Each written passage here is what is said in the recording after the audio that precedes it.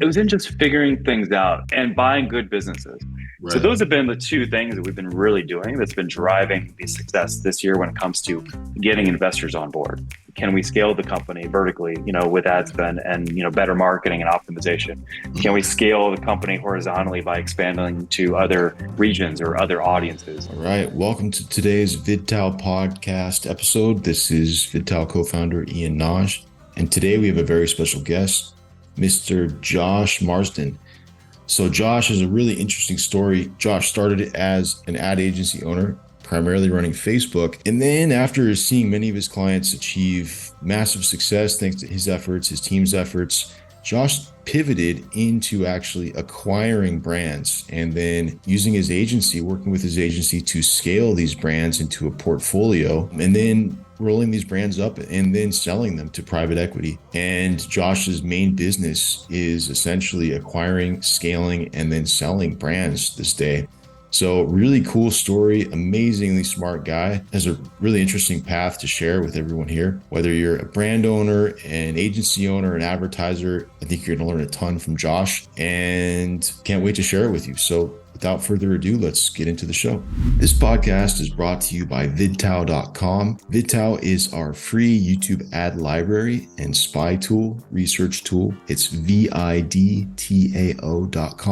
At VidTao, we have close to 1 million ads, YouTube ads, unlisted YouTube video ads listed that you can search, find, discover how they're doing on a day-by-day basis. So you can really see what ads your competitors are running, see ads in different markets that you can model to create new winning ads for yourself, and a whole lot more. It's all there inside VidTao.com. Plus, we have a premium edition. So the database is free to access, but then we also have a premium edition where you have full unlimited access to the database. And inside there, we also provide training. So we also run an agency called Inceptly. That's INCEPTLY, Inceptly.com, where we've managed over $150 million on YouTube. It's a video traffic agency. And we've worked with everyone from brands like Descript.com, Huel, to real scrappy direct response, info products, supplements, health, beauty, e-commerce, you name it, we've done it.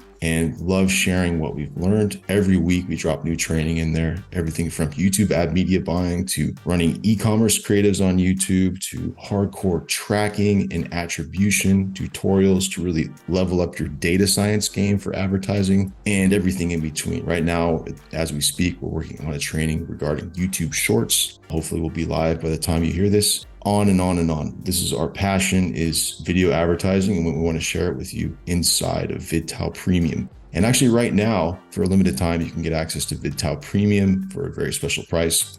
So if you go to VidTao.com, sign up for free, check out the database, upgrade to premium for this very special price, you'll get access to all of the database and all the trainings. And also, wanted to add that at Inceptly, we do free brainstorm calls with clients like you.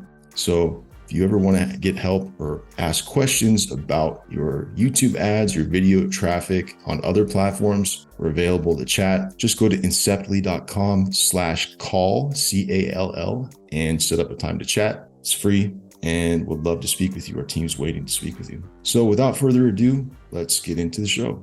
We got Josh Marsden on the call with us today. Josh is someone who's taken quite a journey from growing a successful agency to basically becoming an e-commerce business aggregator, which is super interesting. Kind of ahead of the curve, a long time before a lot of other people were talking about, acquisitions and lots of other stuff in the sort of internet marketing space. So Josh is a early adopter, pioneer, and great guy. And so Josh, really happy to have you on our VidTao podcast today. Yeah, thanks, Ian. I appreciate the opportunity. I'm honored. It's cool. Yeah, well, thank you. We're honored to have you. Josh, I know you've had, so we're going to get into all the tactics and everything else in terms of what it is you do, but I know, you didn't just fall out of bed one day and start getting into internet marketing. I'm just curious, tell us a little bit about your journey. Like, how did you get into this crazy world in the first place? Yeah, I mean, life is funny how it works out, but this was back in 2012, early 2012. I left a very stable, cushy job in, a Fortune 500 company, University of Phoenix here in Phoenix, where I was a manager, and I was a top ranked manager as well. Making really good money in that in that world, not this world. It's totally different comparisons, but I was doing well, and I was stable, and but I was also hungry, and I was driven, and things had changed in the company for like the past 12 to 24 months prior to that point. And there wasn't as many opportunities to increase my salary or step into a more challenging role, because I had been in my role for several years, and I had seen success in it. So I decided to go over to a company that we all know in the digital marketing space, Infusionsoft, which is now Keep. And I decided to go over there early 2012. I had some people over there that really sold me on the opportunity, and Keep really just opened my eyes. That was the positive of 2012 with Keep and Infusionsoft. It just really opened my eyes to the possibilities, because I was talking to people on the phone every single day about their businesses and what they were doing to make money, and I was just blown away hearing selling info products and coaching and just all that stuff, and I was like, wow, and I had some entrepreneur seeds before that, but I mean, that just really just blew me out of the water, and just really opened up my eyes drastically to what's possible. And so at the end of 2012, after kind of you could say a up and down year, it was kind of a rough year. Like 2012, I broke up with this girl I was with for 2 years, and and I had a 4-year relationship prior to that didn't work out as well with my son's mother. And so I was personally in a funny place. And then professionally too, at Keep Infusionsoft, I went from being a manager where I was in charge of people, where I was running the show, and I was, having a bigger impact, to being a sales rep at Keep at Infusionsoft. And that was kind of humbling, because I was kind of burnt out on sales, and I should have known that going into it, that it wouldn't be a good fit, that I was burnt out on sales, because that's the whole reason why I stepped into management too at University of Phoenix, was because I was like successful, I was ready to move up, and I obviously did well there, and was there for a few years in management, and then on top of that too, I had this conflicts with the guy that was managing me during the second half of 2012. Just like, I'm not a type of guy that rocks the boat. I'm not the type of guy that's disrespectful, and that's not me. But at the same time, like, I just didn't agree with, he could tell I just didn't agree with some of the things he was doing. Right. And so at the end of the year, the type of guy he is, because I know him, because I've known him for a while, because he worked at University of Phoenix at one point. He's the type of guy that if you're not a follower, you're not a good fit. Like, you have to like almost look at him like he's Jesus. And I just didn't, right. And that's just the way I was, and I wasn't willing to completely play ball there, because, I didn't agree with how he was managing the team and managing, all the talent he had. And so at the end of the year, we had a conversation, we sat down, he let me go. And then from that point on, I just, I obviously had to, get a job, provide for my son and I at the time. And so I dove into freelance work. That's really where I got my start, was doing some freelance work. I learned Infusionsoft, the software, throughout 2012, having to sell it. Right. And I'm really good with tech. I've always been really talented with tech. And so I was able to, skillfully provide services and sell those services. Nice. And so I started doing that, and that was like really where I got my feet wet. And then fast forward maybe about 45, 60 days later, I started at another company. I took a job at another company that sounded promising, sounded like I could, get back into the 6+ figure territory that I was at one point. And unfortunately, it just wasn't a good fit. They wanted me to change my schedule with my 3-year-old son at the time. They wanted me to essentially work till 7 p.m. every night, not pick him up from preschool, which was 5:30, a few times a week. And to me, family's number one, and being a good father was number one. So I decided to, leave that company after 3 weeks of stringing them along and saying that I'm trying to work it out. Right. It was really just me just procrastinating and just giving myself some time so I could really figure things out. And they eventually just gave me an ultimatum and said I'd have to figure it out over a weekend. And I came back and said, okay, well, it's not a good fit. And at that point, I really mentally made that switch to being fully in to building like an agency.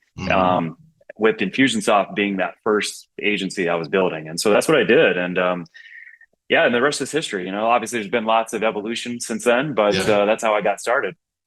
That's super cool. So I must have been, what a eye opener. You're at University of Phoenix managing people. And then, so you're talking to people who are, I imagine like, hey, I'm right in the middle of my, $10 million launch and this email didn't go out. Like, what's up, Josh? Like, and then you're like, $10 million doing what?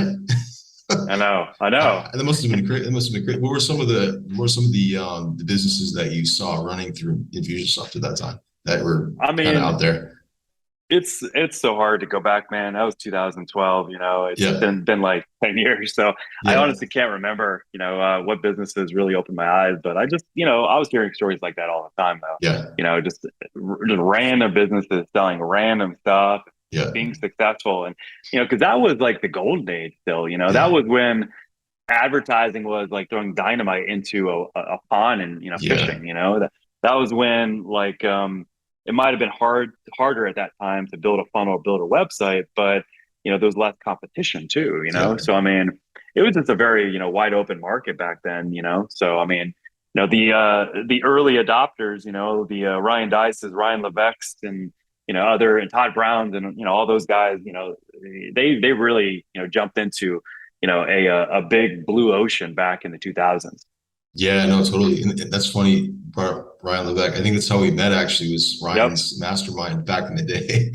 And I remember exactly what you're talking about too. Like, he had an orchid business and I was working for him at the time, and I was managing parts of that business and just seeing the kind of numbers that we're going through with a simple ebook and really low ticket subscription.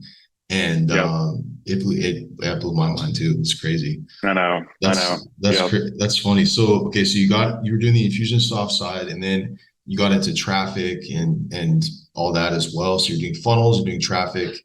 And so walk me through that. So 2012, 2013, you're doing that. Your agency's growing. I know you had like a big team. I remember actually one time you and I talked and you were hiring for something. And I was kind of, we were just having a chat, and I think I was like considering, you needed a position. Yeah. And I remember that. And I was like, I was blown away. You said, oh yeah, I got this team of like 20 people or whatever it was. And I was like, 20 people? Holy shit, that's crazy. Like, you have 20 people working for you.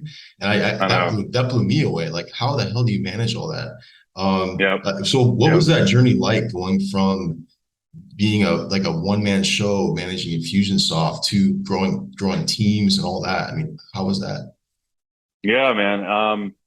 Well, it definitely had its share of mistakes. It wasn't easy. I mean, that first year in business, like I got to 10,000 a month very fast. And then I was like, okay, how do I scale further? I was like wanting to just keep increasing it. And I made some bad hires. I hired a close friend of mine, really wasn't a good fit. And that actually caused me to lose predictable revenue in my business. And I went into December of my first year in business really worried about just paying bills, for example. And, and also, just providing Christmas presents, to my son. I remember that, I had a lot of pressure, a lot of stress that month. And luckily, I pulled through, and, I had some blessings that came in that month. But yeah, man, over the years, I just, I went from Infusionsoft services where I was doing marketing or doing business automation to like discovering that I love generating results. And I always knew that about myself because I'd always been in like sales management, performance, type positions. And plus I'm an athlete. And so I gravitated towards that. And then I was like, okay, I'm not doing that business automation stuff anymore. I mean, there's a value and impact there and it's great, but that's just not me. I want to make people money. I want to make a lot of money. And so I focus on that. And then I just shifted, my attention there. And I tried to, and I'm a student first always. And I just dove into, digital marketer lab and, learn, digital marketing. I dove into books. I've got a bunch of books over here, and and audiobooks and, podcasts, and, I just dove in, just wanting to become the best that I could be. And that's kind of how I got started in direct response digital marketing. I knew that I couldn't do everything, over time, especially, back then I'd often work till midnight, Yeah. and plus juggling being a dad, was challenging as well. Cause, that's number one, you got to spend quality time with your kid, especially when they're that age. Mhm. And so, I just knew I had to hire. And so I just went through the process of just figuring things out. And luckily I had that corporate background. That corporate background really helped me a lot. Mhm. And my education too, like, I've got a bachelor's in business marketing and I have an MBA now Oh, as well nice. too. Mhm. Yeah. So, I mean, that all can kind of, really help me out because I knew how to be organizational. I knew how Mhm. to manage people. I went through some failures and a lot of successes in corporate America, Mhm. and so I applied all that towards building a business and hiring people and training, coaching, holding people accountable, and then creating strategic partnerships with like other white labeled agencies Mhm. that provided team members. That's how I had a team of 20. I Yep. had direct contacts, meaning Yep. direct people I met with every single day, but then I also had like an agency that I also leaned on for Right. additional bandwidth too. So that's why I Gotcha. had so many people. Um, but yeah, man, I just went through that entire, step by step process. And then over time, the company, the team evolved. And, now, for example, we've got, 15, direct contacts. And I've got a COO that leads them. I'm not leading them. Mhm. I'm leading them on vision, and giving them support. But I'm not leading them on holding them accountable, creating Mhm. processes, et cetera. That's the CEO's job. That's my job to hold him accountable for that. Mhm. But yeah, man, I mean, that's how I kind of went through the process of just going from a one man show, working till midnight, often, to, having a somewhat regulated schedule and, being able to depend on a large team. Got it. Got it. So you're generating results for these clients. And then at what point when did you start thinking about actually acquiring and owning some of these businesses instead of servicing them, just servicing them? How did that process happen? I think it was roughly 2017, 18. I noticed, I was really tight with Digital Marketer, being Mhm. one of their first certified partners. I was one of the first 12 back in late 2014, and that was probably one of the best decisions I've made in the Mhm. 10 years I've been in business, is just aligning myself with Digital Marketer. Because that was a very calculated risk at the time that cost me 10,000 that I literally didn't have in my bank account at the time. Mhm. And Mhm. I, figured it out after I signed the papers and Mhm. made it happen. And then, and so that led to, me getting closer to the organization and seeing what they were doing. And they had this company called Native Commerce. Mhm. Native Commerce was an aggregator, basically. They owned several different digital properties where they were selling like survival life. They were Mhm. selling, products and digital products, and they had their own in-house team handling that too. Mhm. And I saw that and I was like, I really want to migrate my way over to that because, like, that's really where you can directly benefit the most as opposed to selling services. Right. But I didn't know how to escape the agency, hamster wheel though. Mhm. I didn't know how to go from that to having businesses. And then, unless you put an extra time, but I mean, I was already working, I don't know, 50, 60 hours a week or so on Mhm. average, in my agency. So it's tough, it's tough Yeah. to find that time to start up a business. And then on top of that too, I mean, it's also not easy to validate a business either. For I mean, sure. you could be the best marketer in the world, come up with the best plan in the world, it still may fail, Yep. and so, I that was really where I got the first seed. And then fast forward to 2020, my mentor at the time, Ollie Bilson, I was in his mastermind. He had me at a hot seat in San Diego in early 2020, and he knew of the challenges that I had in my agency. I mean, I had a successful agency, but an agency is not an easy business. It's probably Yeah. one of the most stressful businesses I think you can have, just because there's Mhm. so much friction, people friction, between clients and then between your own team. Right. There's just so much required to get that to a certain point. And so he led me to wanting to sell my business. He said, "You need to Mhm. sell your business Mhm. for you to make this pivot to where you want to go and what personal goals you have for yourself. You need to sell your business," is what he told me. And when he told me that, like, I had planned on selling my agency at some point, but it was going to be like 2 to 3 years after that. Okay. Yeah. And so when he told me that, I was like, oh, okay. Yeah. And I started to get excited because I was like, finally I could really shift, Yeah. and so I worked diligently in 2020 to sell my business and also continue to scale and operate my business. And we had a really good growth year in 2020. It was like 70% versus 2019. Wow. Yeah, it was good. And That's awesome. the whole mindset of wanting to sell my agency put positive pressure on me, to continue to be successful in 2020. Plus, COVID, helped as well Of course. for us. Yeah. And unfortunately, other businesses, didn't necessarily benefit, but we did benefit. Right. And I went through, and so basically from 2020 to 2021, before coming into this year, I went through 5 different deals to either buy my business or buy half of my business, Okay. or inherit my business and absorb it.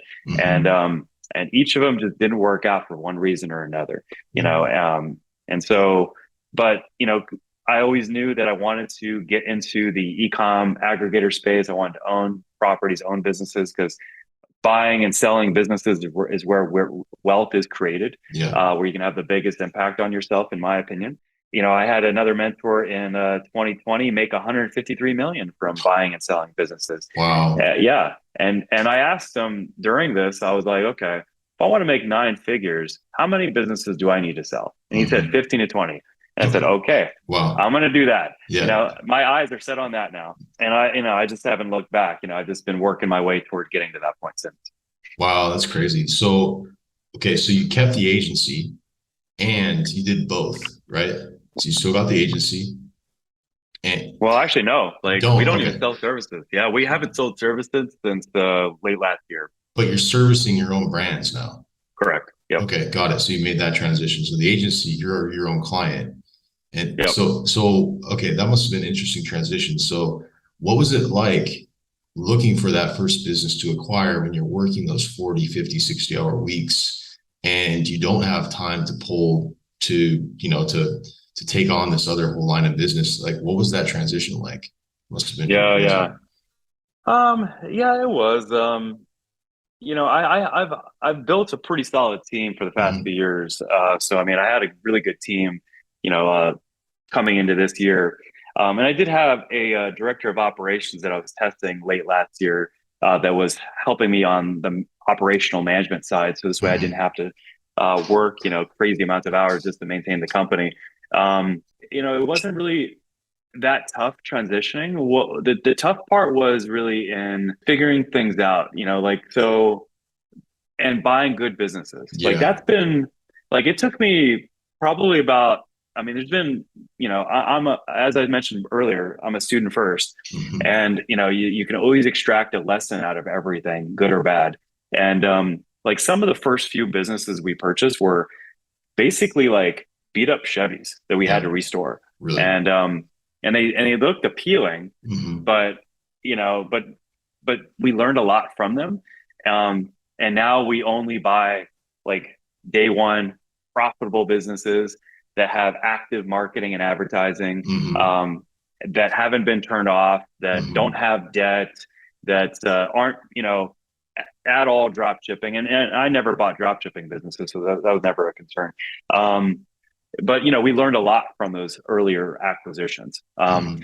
And then I also, really decided very quickly and right away, for us to sustain ourselves and also do well as a company, that we should also sell a percent of each of our businesses, like a certain Mhm. percent, to investors, Mhm. because I had seen over the last 2 years prior, 2020, 2021, that, there was entrepreneurs selling ecom automation stores, Yeah. right? And I could have made that, I could have tried doing that, over the last 2 years, but Yeah. ethically, I didn't feel good about it. And that's Yeah. why I never migrated towards that, because to me, you're taking a lot of chances with someone's money trying to Yeah. start a new business on For sure. Amazon, Walmart, or, Shopify directly, Yeah. and I just never wanted to go in that direction. Mhm. But I felt good. I felt ethically sound buying a profitable business and then selling percents of it to investors. because it was a profitable business. And so that's why we've been doing that all year. And that's what's really been driving us all year is that because we've been buying good businesses and they're making profits, but the profit shares for us are slimmer because we're selling percentages, so we need obviously a mass aggregation of businesses to be able to support the operation. Right. And so investor cash has been like our number one revenue driver all year. That's allowed us to fuel what we're doing. Wow, that's crazy. So how do you go about getting investors? Is that like, what's that funnel look like? Is it network? Is it strangers? Just curious how that works. Sure. Well, over the last 5 years, we've done various eCom summits. You might have seen some of them. And so we generated a good email list of like 14,000. Nice. Mostly, in e-commerce business owners, right? But over the last 12 months, we've changed our position, changed our messaging. They're starting, they're hearing now consistently that we're buying e-com businesses, we're scaling e-com businesses, we're going to sell these e-com businesses and portfolio roll-ups for 8 to 9 figures. You could be a part of it. You could be an investor and you could actually ride the wave with us and be a beneficiary along the way. And we just changed like our messaging, but that's how we've been getting investors, is just literally through our audience. We've also, over the last few months, we've started a very successful and thriving Facebook group for investors that want to get involved in e-com. And we go live every single week with them, for example. So those have been the two things that we've been really doing that's been driving the success this year when it comes to getting investors on board. Very cool. That's fantastic. So basically you built that network. And so back in the day, was that driving more agency style clientele? And then you sort of pivoted to having that be the source of these deals and the investor cash. That's super cool. So so are you comfortable sharing what your first business you bought was? Is that something you can talk about? I'm just curious, like that first move. I mean, I don't want to give the name out, but I'm happy to, just explain the business a little bit. Just because we're about to sell the business. That's why. That's why. But the first business we bought was a business that I think it was averaging like maybe 15 grand or so a month in profit over the last 12 months prior to us buying the business. But it had and it was selling jewelry and it was based in Europe. It's a European business, and they had a good customer base, a good email list, but here were the drawbacks of the business that we kind of found over time that we now shy away from. One is that they had a debt to Facebook that we were then going to be liable for, which we shouldn't have ever taken. It's tied to the business, so it's not like something we inherit. It's just tied to the business. And that obviously prevented us from being able to really, really drive Facebook, Instagram. It hadn't had considerable, consistent success with Facebook, Instagram ads prior to iOS 14. Or post iOS 14 is what I meant to say. Because and that is a concern, because if a business can't pivot their strategy or pivot their processes to be able to track attribution, then they're not going to be able to obviously do well. Yeah, exactly. With Facebook, Instagram ads, which is the number one traffic channel right now.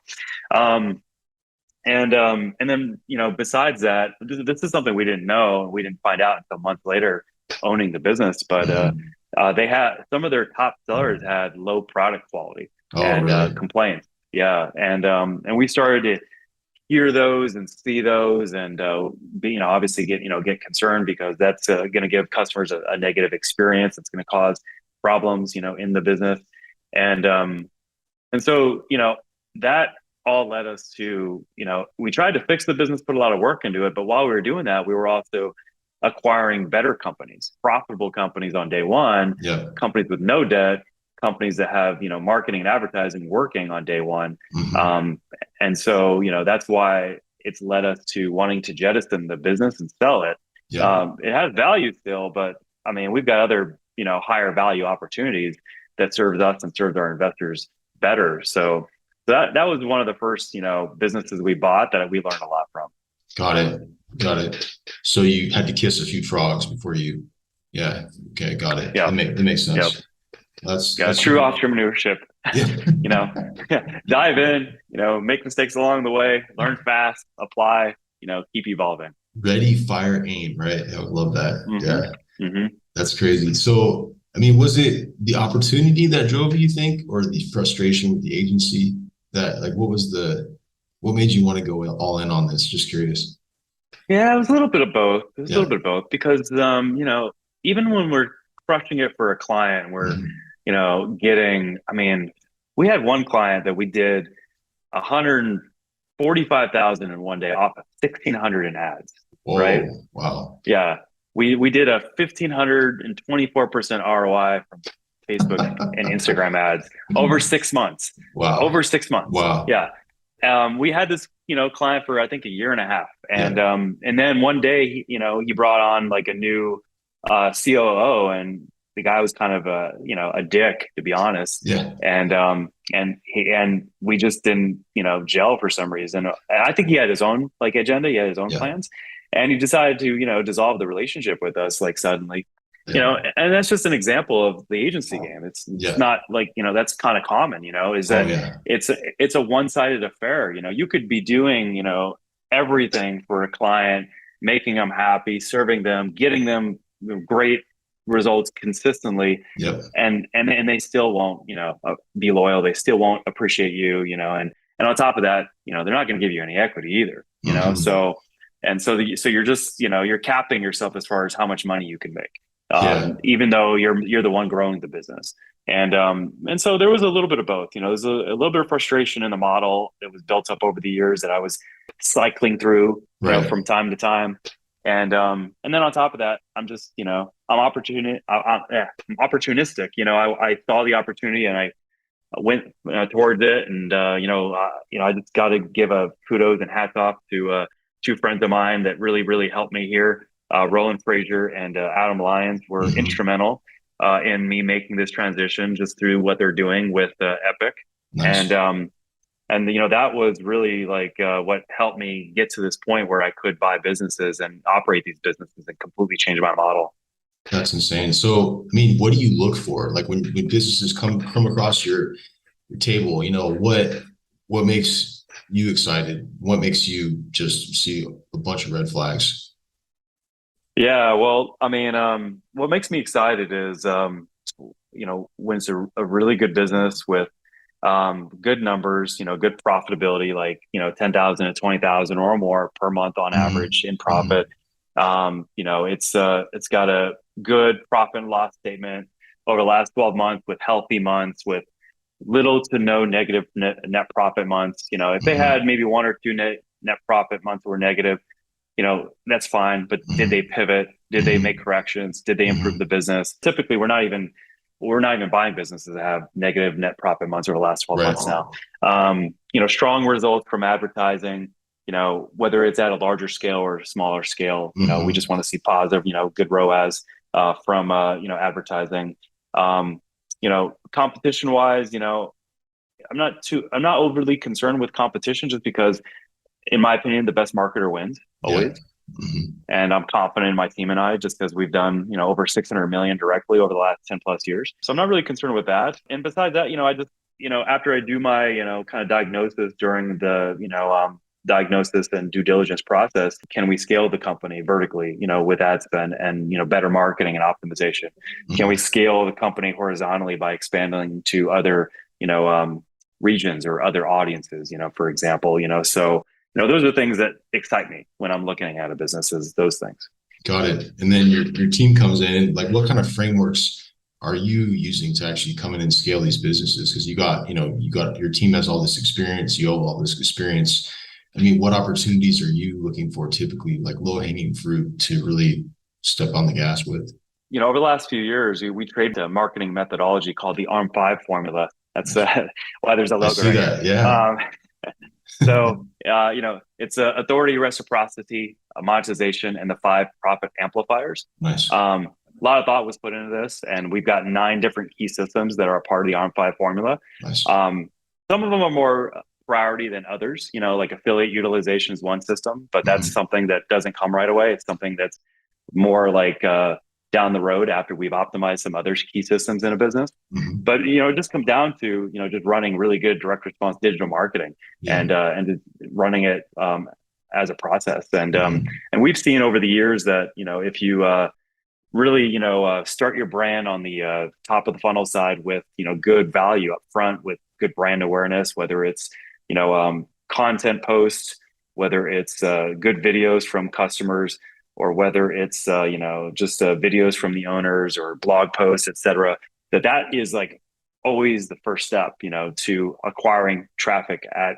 affordable cost. And then from there, retargeting and just really giving them good offers that convert to move them down the funnel. And so that's we just had a good system, good process we built up as an agency, and then we brought in some really strong team members over the last 12 months, since we've made this transition to an aggregator, because our lead media buyer, he's a rock star in the space, someone I have like the utmost respect and admiration for, because he's done like over 20 million in managed ad spend, Nice. So yeah, I mean, so altogether, it's just been a combination of just using the systems that we've built out in our process over the last few years as an agency, and then just bringing in like additional talent to complement the talent we already had in-house.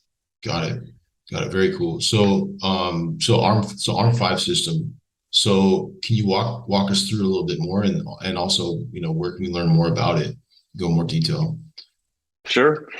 Well, arm5formula.com, is our site, and we've done a pretty decent job of like explaining what that process and strategy is. Nice. In our messaging. But yeah, I mean, like I said, it's just it's really just leveraging all three parts of the funnel, top, middle, and bottom, and just making sure that that you're doing it consistently with the brands you work with.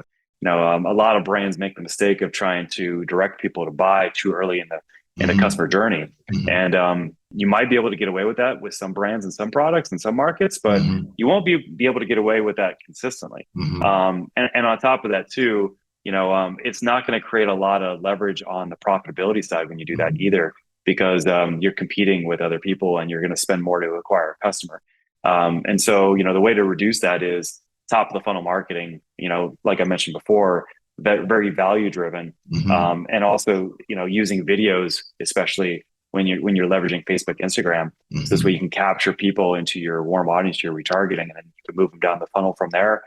And then from there, it's just a matter of just presenting them with, a good offer with good messaging, and just and then getting them over to the site, and then making sure your site or your landing page or sales page is optimal, on every level, whether it's the copy, whether it's the imaging, whether it's the loading speed, et cetera, just to really make sure you convert them at a high rates. And then, you just got to make sure you have like, really good average order value optimization to be able to, have a solid, first transaction value that always overcompensates the cost to acquire a customer, and then from there, just good follow-up. Good retargeting, good emails, which I know you love because you've got the background there. Good SMS, and then just really maximizing how much people come back and how much they purchase in addition to that first transaction. That's really kind of like the overall process. When it comes to like being able to really maximize the growth of an e-commerce business. Nice. So, what kind of e-commerce businesses are you focusing on, or is it pretty varied at this point? It is varied. We have a purchasing agent on our staff that reviews brands for sale, and he's looking for brands that meet our criteria when it comes to profitability, working, marketing, advertising, et cetera. But we're not looking for specific markets or specific product. We're across the board when it comes to what type of businesses we want to buy. When it comes to physical product e-commerce businesses. Okay. However, we do have an immediate opportunity as of this recording to roll up about 30 supplement businesses into a portfolio roll up and exit. We already have a private equity firm lined up next year that wants to buy around February, March. Wow. So now we're still keeping our eyes wide, but we are also keeping our eyes narrow, and we're really trying to find, some good supplement businesses that we can either buy or partner up with, or just bring into the deal. They don't have to necessarily like be owned by us, but they can come into the deal. This way we can engineer this, between now and February, March, and be able to have a 8 to 9 figure exit. Wow. That's insane. So like what kind of supplement brands? Is it more e-commerce style? Is it more like video sales that are driven? Just curious about that. All of the above, all of Got the it. above. Yeah. Got it. And me being like a, direct response, digital marketer at Yeah. heart, I love the VSLs, Yeah. I love the sales pages. I love those long form pages, Yeah.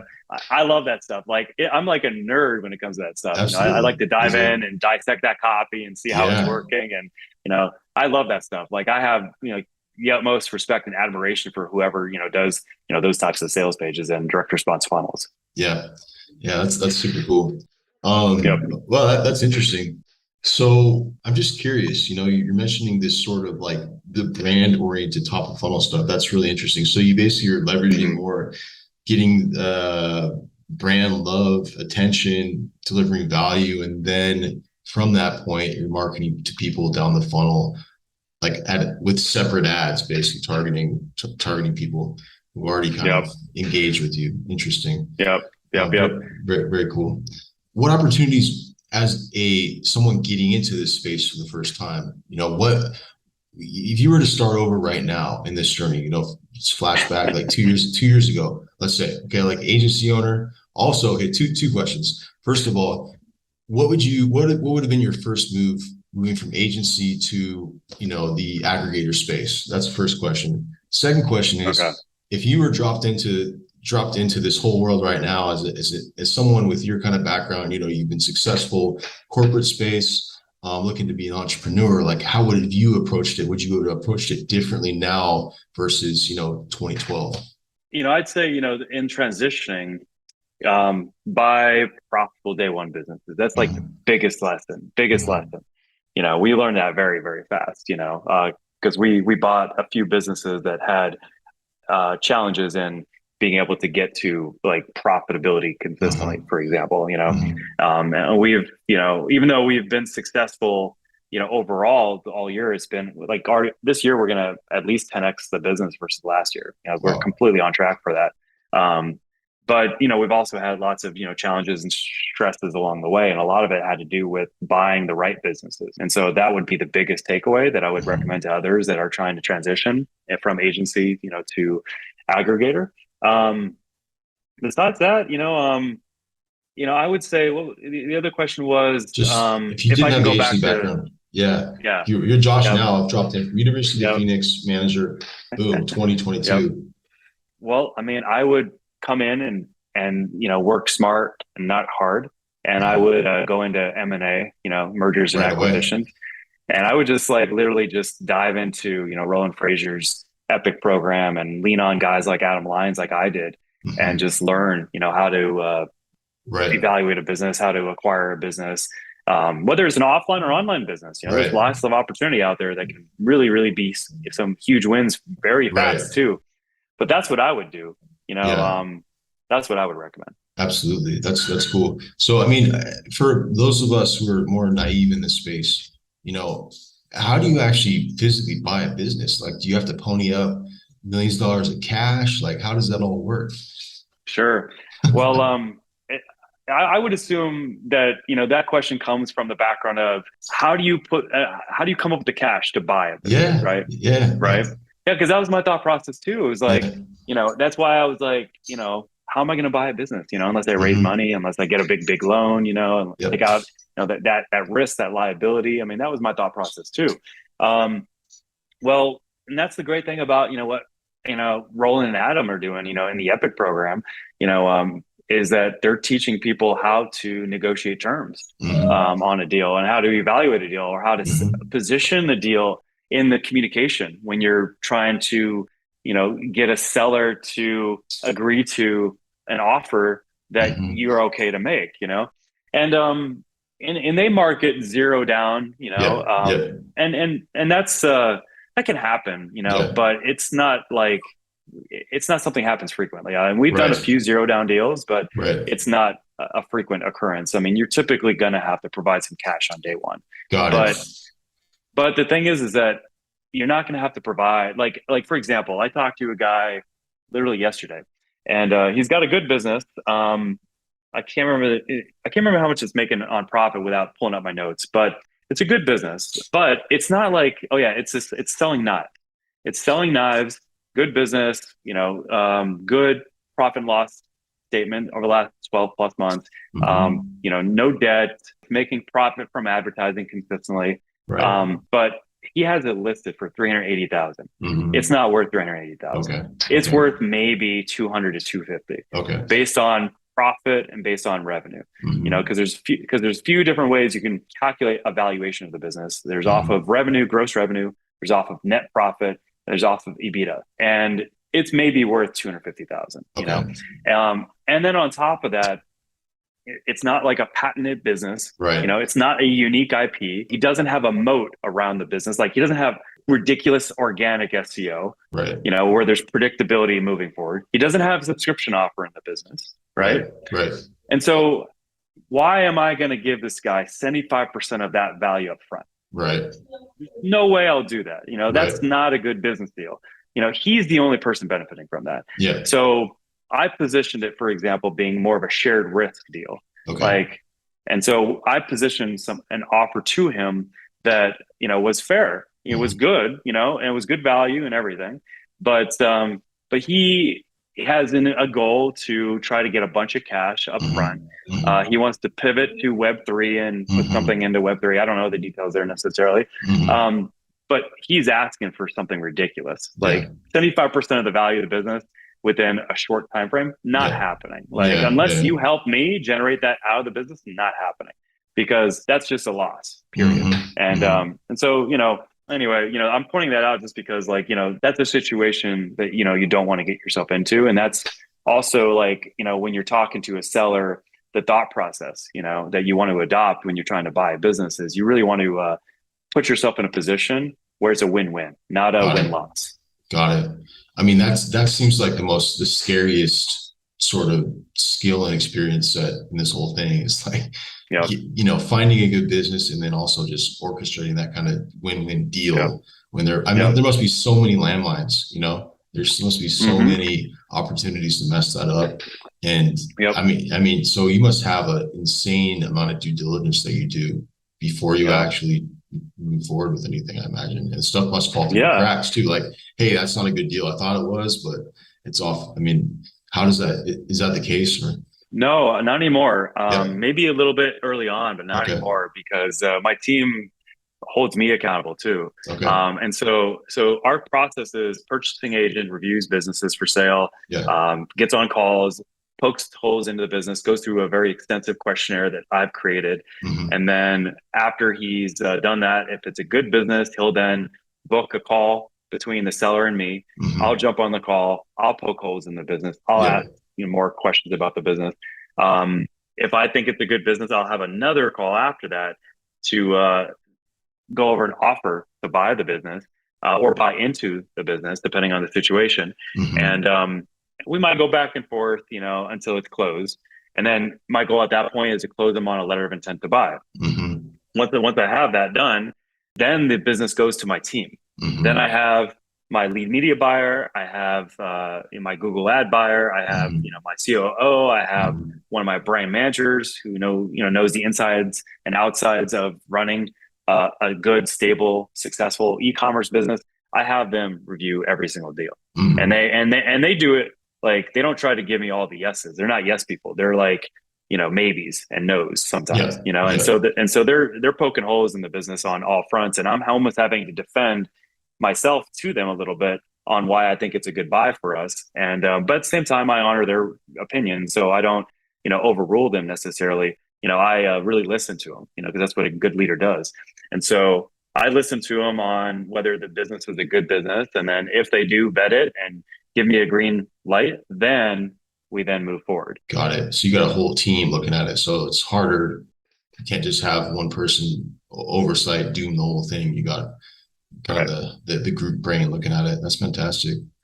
I love that. I mean, it's such such a new world. I mean, and how many businesses are on the table? I mean, I've heard the whole thing about boomers retiring in mass, and there are all these businesses waiting to be purchased. And is that been your experience? Like, that's actually the opportunity. Oh yeah, man. I mean, I think that this is a great time to be a buyer.